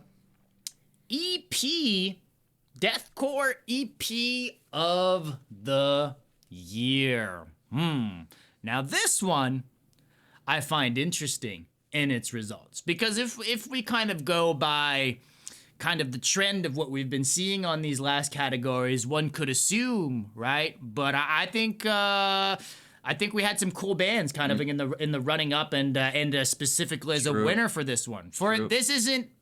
Look, we'll talk about it afterwards. But look, at number 3, with 15% of the votes, we have Mold with their self-titled.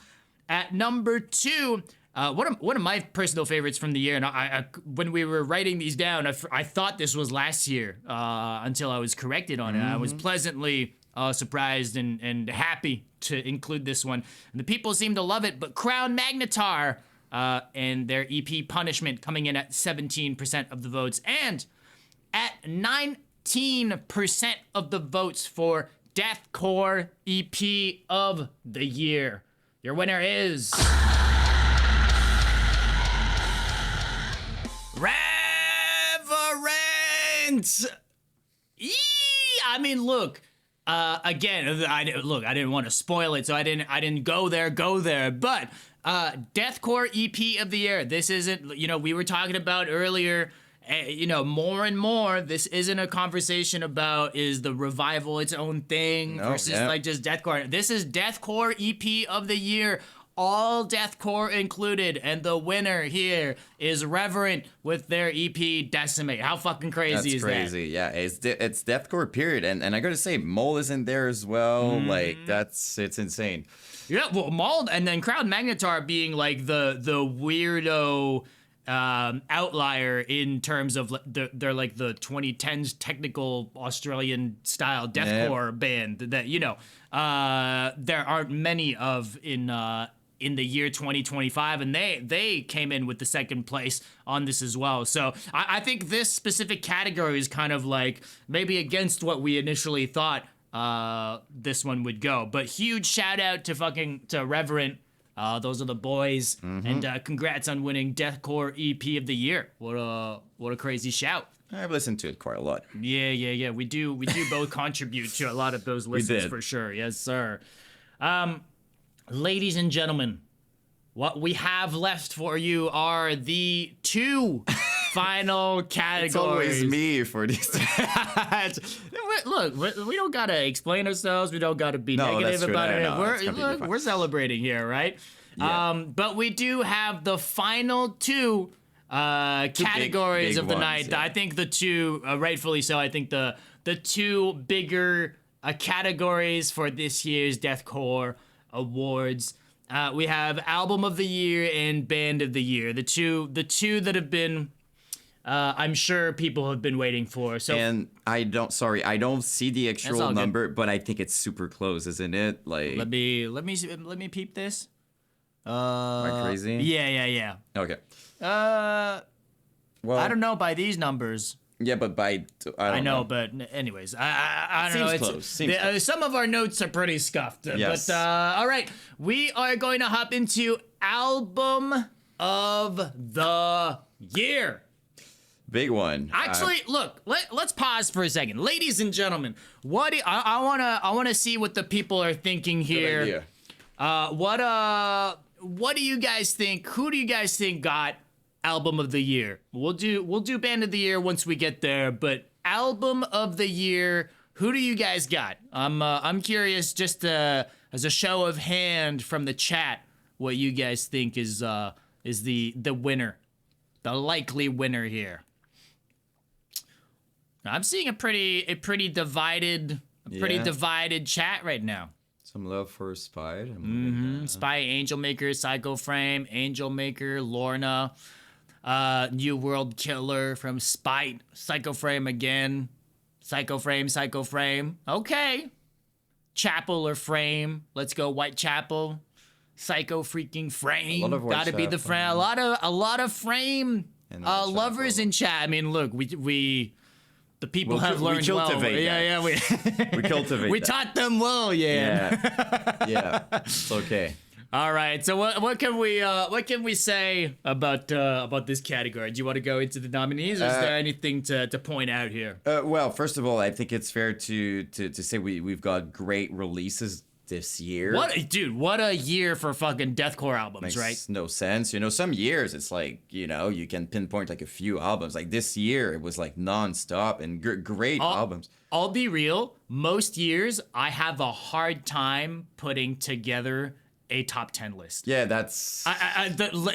Just because, like, it could be in other genres and shit like that, but for deathcore specifically, like 10 unreal records, and I'm not necessarily just a hater. I don't know. I don't have like 10 records that I really fucked with every single year. And we also got we've got singles, right? But like full on album releases, like it's... Yeah. But this year, dude. Yeah. I mean, it'll be a lot easier than most year when it comes to death. No, that's crazy. Yeah, a lot of things happened.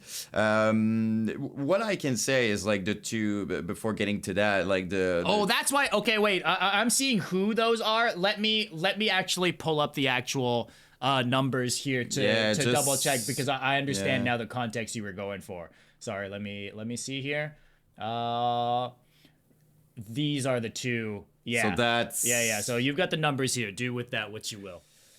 So how many different info? Okay, I'm gonna say the third one, and then I'm gonna go to that part. Okay, so in third position for deathcore album of the year, it's Lorna Shore. I feel the ever black festering within me, which makes sense. Big album, super weighted and stuff like that. And okay, here's the thing. Between the two positions, the top two, it was, so I don't know how many, I didn't count, it's but like 60 votes, 60 give votes. or take. And for the longest time, it was going back and forth, fighting. All right, so with that being said, yeah, sick. I have that role tonight. That the second position. Psycho Frame, Salvation Laughs in the Face of a Grieving Mother. And the official winner, Deathcore Album of the Year is... Ladies and gentlemen, your deathcore album of the year, Whitechapel, Hymns in Dissonance. I see a very divided chat now. Yeah, people are either like happy or really upset. I do want to say though, I don't think you guys understand. I understand we're the first to understand rooting for Psycho Frame. We always root for Psycho Frame in basically everything.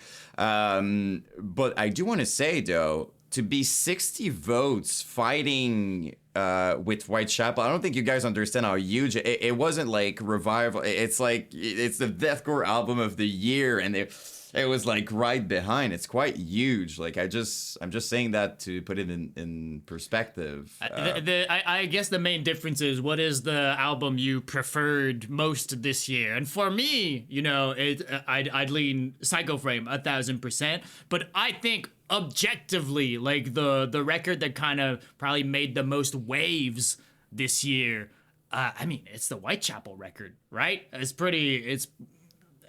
can't deny that, right? No, it was a way to, like, everybody was still talking about it like crazy. Like, I'm not surprised. And again, I would have felt the same with Lorna, to be honest. Yeah. I mean, look, fucking Psycho Frame over Lorna Shore, that's fucking crazy when it comes to that.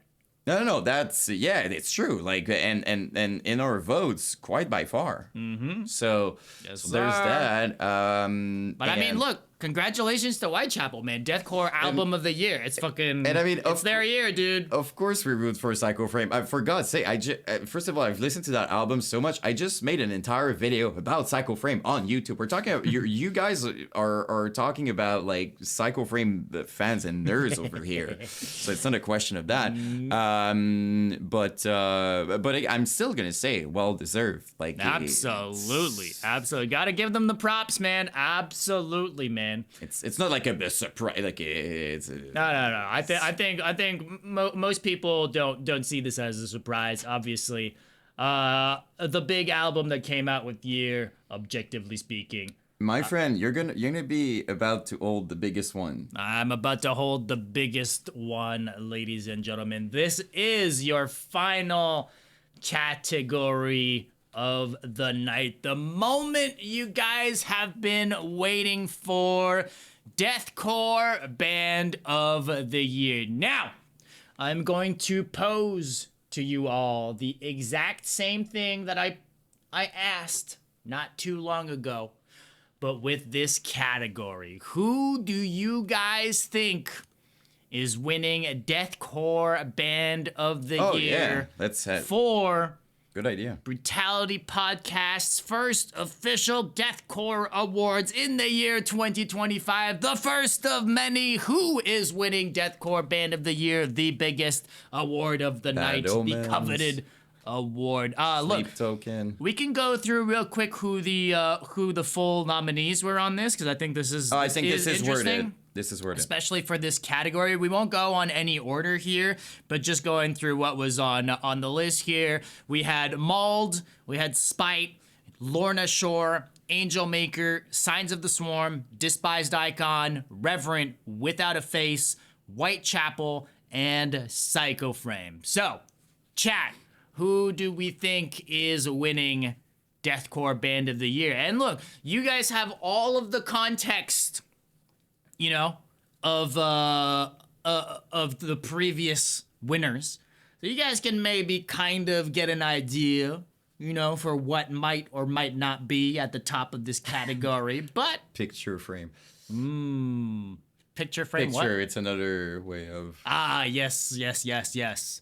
Top three would be Frame, Chapel, Reverent in that order. I think some love for Angel Maker, and I'm loving that. Oh yeah, Josh. We started off with that one. It was Alex Kohler who won the podcast episode of the year. Okay, we're seeing a lot of a pretty diverse thing here.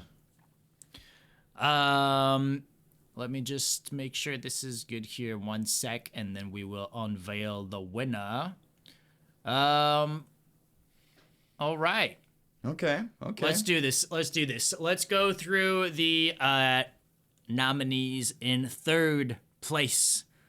We have, coming in with 11% of the votes, Lorna Shore.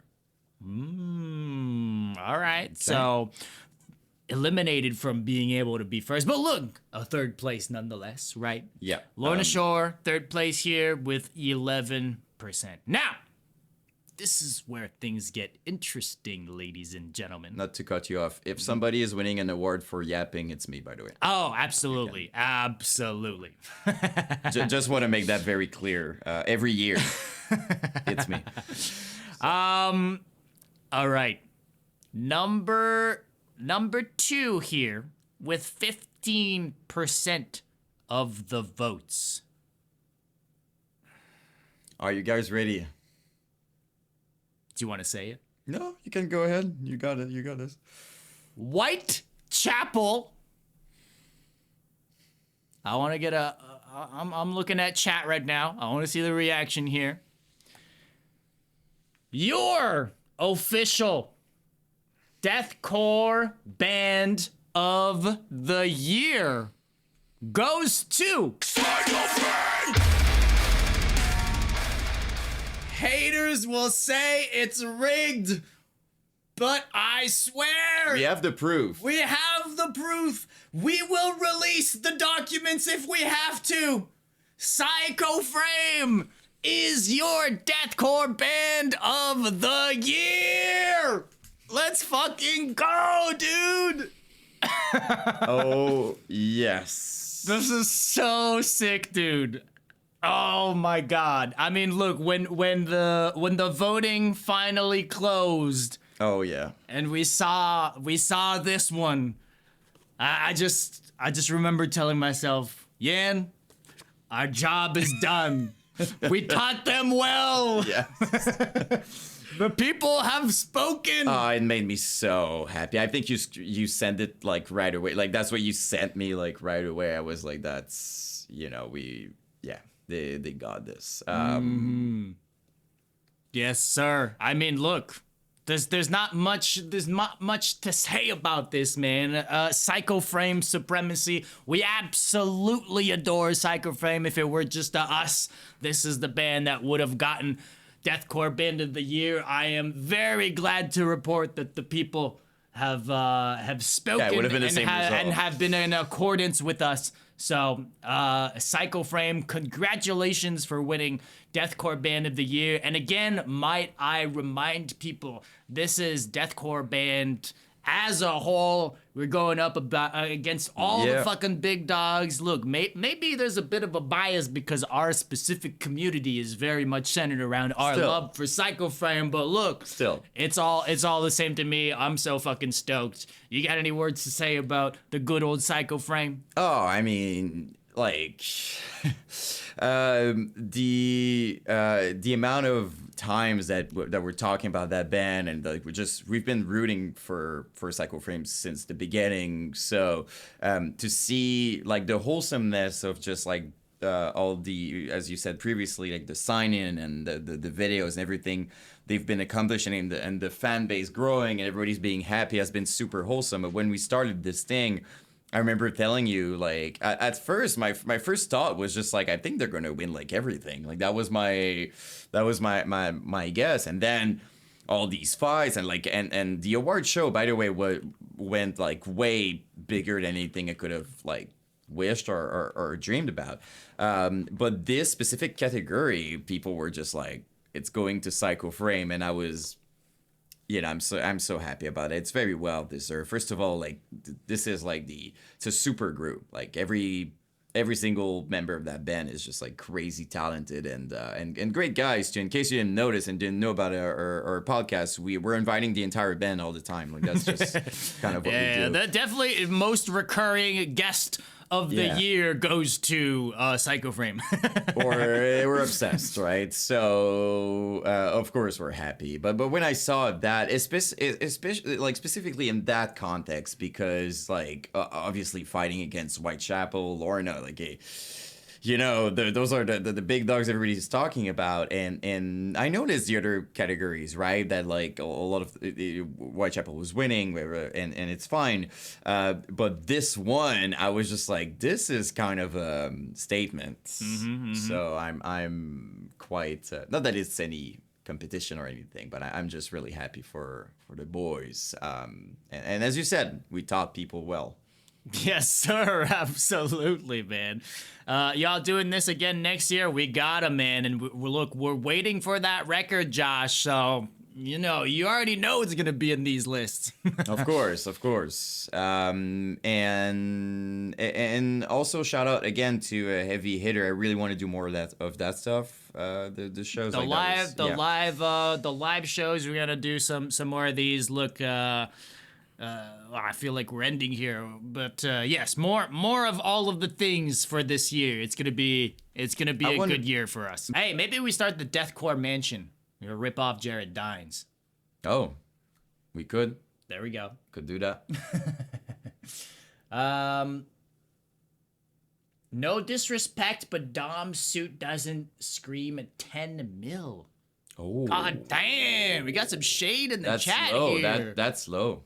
Ouch, that hurts. Is it GC? Or something? But someone is saying 9.5 million. That's fine. I'll accept it. I'll accept 9.5 million. It's okay. It screams 20 million. Look, okay, you guys. I'm looking like I was fishing for compliments here now. But look, we do have the Deathcore dollars, ladies and gentlemen. That's where this suit came from. All right, we're going to do a little bit of a shameless plug here. Obviously, we were here doing the Deathcore Awards, but this channel is called Brutality Podcast. It has been an incredible year for us. We do these interviews every single week, every single Wednesday, 6 p.m. EST. We're live on Twitch. We start at 7 and then 8. I don't remember anymore. I'm fucking sometimes fried. we're here. Sometimes we're. Anyways, we have a show. Y'all get what I mean. We're here on Twitch every single Wednesday night. And we get to talk every single week with a different member from, whether it be an OG person from, that was making MySpace music, the youth that are making the coolest fucking music in deathcore right now, in the revival scene, and everything in between, the modern bands as well. Producers, whatever. We just fuck with deathcore really heavy, and we get to every single week talk to some of our idols, some people we really respect, and everything in between. And we get to kind of just sit back and do this thing for you guys every single week. And it has been such a blessing. This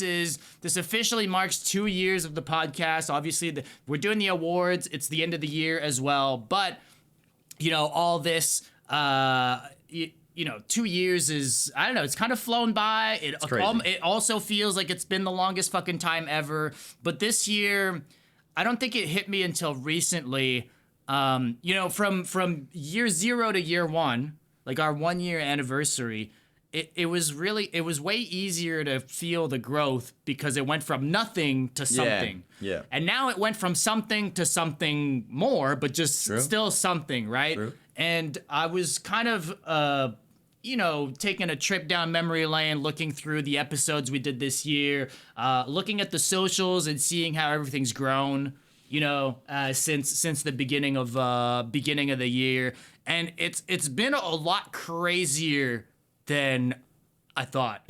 No. It's been really fucking crazy, man. And so, I don't know, man. I just want to thank everyone that's here, anyone who's watching on the replay, anyone who's been following the podcast and supporting us in any way possible, whether it's in the live stream, on the replays, on the VODs, on Spotify, on YouTube, whether you guys are in the Discord, on the Instagram, showing the love.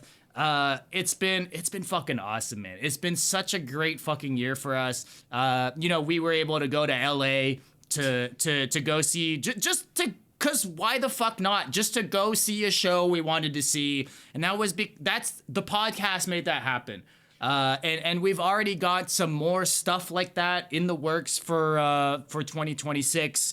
Obviously now we did like the live show tonight. We want to do more of those, we were talking about doing a bit of a hybrid between like a live set like that, but also an interview, and we're workshopping stuff, but a lot of different stuff that we want to do this year. And it's all thanks to you guys. If no one was watching, if nobody gave a fuck about what we were doing, if no one cared about the guests that we were having on here, we simply wouldn't be doing it. If 2 people were watching this, as much as we love deathcore, we wouldn't be doing it, right? So it really comes down, and the love that you guys have shown us has allowed us to get bigger guests, to have easier access to some of the guests that we've been having, and it's just more appealing for people to want to come onto the show, and people are more excited to do it than they, people have always been grateful, but now I can see more of an excitement to, I'm going to do Brutality Podcast. So there's all that to say, a massive thank you. I've been yapping. I can let you do your part of thanking people for this year, but I just needed to get that out there because it's truly been an incredible year, guys. No, it's been fucking crazy. It's completely fine. You said a lot of what I could say, but I do appreciate that. Keep in mind, guys, like, before this podcast, I was making nostalgic videos on YouTube, and then they reached out to me just like that to help me with Discord that I still know nothing about, and that's why I'm still here. No clue of what I'm doing, but it went from us not really knowing, just streaming and being there, I guess, to building credibility enough so that all these big names, all these great people, all these people who really trusted us when they didn't have to. Nobody's ever gonna owe us a thing, and we barely had any no's, if I'm being honest here. Barely, if ever. It's just people, oh yeah, sure, no problem. And it's been a dream. Like, a lot of the times, me and Dom, it's just like how we're about to live this. Like, is it really gonna happen? It's just tons of those moments. I remember when we were about to walk in the Garza's podcast this year, I was just like, the kid in me being 15, listening to Suicide Silence, Mitch, and and I'm just like, we're here with the podcast. You know what I mean? Like, it's been insane. Not just this, I'm talking about everything. But all these people, Yeah, poser of the year. Yeah, that I win that every year. I win that. And then it's gonna be sellout of the year with my videos. Oh yeah, with the anime there. Or maybe both. Poser sellout of the year. But seriously, people trust us in a way that if it would, I would have never guessed that. I was expecting personally so much, and it would have been fine, but so much more people just been like, maybe someday, like answers like that, and it was always like. Pretty much always like, oh, when are we doing this? And people are stoked. Like, look at just tonight, like you guys showing up, heavy hitters performing, all these amazing people around us, getting to meet all those bands, talking with Alicia, Reverend, and all that stuff. We would have never know that it would lead to all those crazy moments. And the thing is, we're constantly thinking about new things, new ways to make it better and stuff like that. And we're grateful, but we're always looking at the upcoming year and just being like, how can we push things? So I guess thank you for everything, but stay tuned because there's a lot more to come. We're just getting started. And yes, sir. And not to brag or anything, but we're starting to get in great connections and we can make things happen that we wanted to do for a long time. So a lot of things are coming. But while we're seeing thank yous and stuff like that, like if you guys want to thank a person in particular for that podcast, and I don't care if he agrees with me or not, it has to be done seriously, because I'm just gonna say it. There would be no podcasts, nothing like that if he wasn't there. Like there's no way I could ever do any of those things. Like my biggest contribution in terms of graphic was the logo of this thing. That's literally the biggest things I've done, like in terms of like art. He's taking care of the Instagram, taking care of all the things, like the editing, everything he's doing, it's him. I show up, I yap, I have the anime thing. He does yap. He's a good yapper, my people. That's what I do. And I love doing it. Like, I'm not downplaying it. I love the podcast. I love just even like the meetings we have is a great time for me. Like everything related to the podcast is great. But it's important for me because you guys are not necessarily, you might see it on the screen, but believe me, there's a lot of hours that goes down to this, and I couldn't stress that enough. It wouldn't be possible if it wasn't from him. Tons of great ideas. He's running everything. I can just focus on my content, my nerdy videos, and my socials, and show up for the podcast. And it's been like a blessing. So it's important for me to say it. I said it many times, but truly, it sincerely wouldn't be possible. Like at all. Like it would have been me streaming 4 times and talking about animes. That would have been your entire podcast. So but I'll take the flowers. But again, I've said this multiple times. I wouldn't be doing this solo. I wouldn't. I just wouldn't. There is no world where we have these conversations about how we can improve stuff, and I ain't doing that solo, right? And I ain't showing up every week if I'm doing it for myself. I've been doing this my entire life. These sorts of things solo, and I always quit all of those projects. But having a trusted partner and an amazing partner in crime here has made it the most beautiful thing that I've done creatively in a long time. You needed the anime. I needed some anime in my life, ladies and gentlemen. You needed it. We're gonna call it here. Thank you guys so much for the year. Thank you guys for being here tonight. This was fucking awesome. You guys were all super fucking engaged all the way through.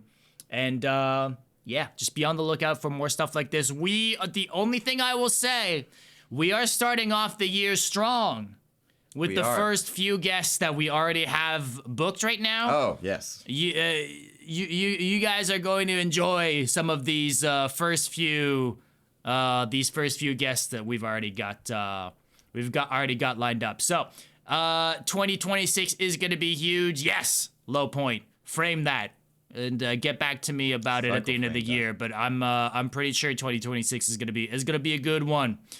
Thank you guys so much. We'll see y'all next year. Stay safe. We'll catch y'all soon. If you made it to the end of this episode, thank you for watching. And hey, while you're here, hit that subscribe or follow button. and a review.